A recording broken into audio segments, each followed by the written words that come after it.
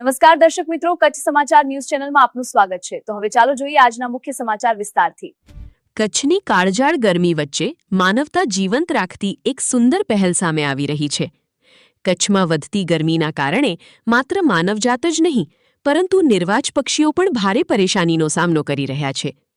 આ પરિસ્થિતિને ધ્યાનમાં રાખીને કચ્છની માનવજ્યોત સંસ્થા દ્વારા એક પ્રશંસનીય કામગીરી હાથ ધરવામાં આવી છે।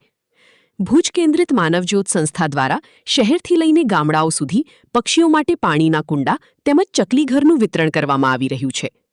ગરમીના તાપમાં તરસ્યા પક્ષીઓને પાણી મળી રહે અને તેમને રહેવા માટે સુરક્ષિત આશરો મળી રહે તે હેતુથી આ અભિયાન શરૂ કરવામાં આવ્યું છે।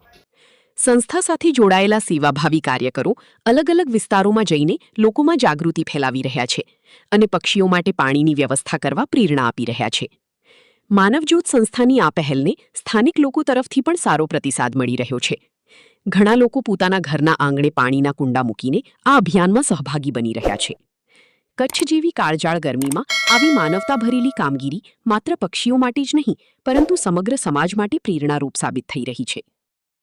નમસ્કાર દર્શક મિત્રો, આ હતા આજના મુખ્ય સમાચાર। તાજા સમાચાર સાથે ફરી મળશું। જોતા રહો કચ્છ સમાચાર।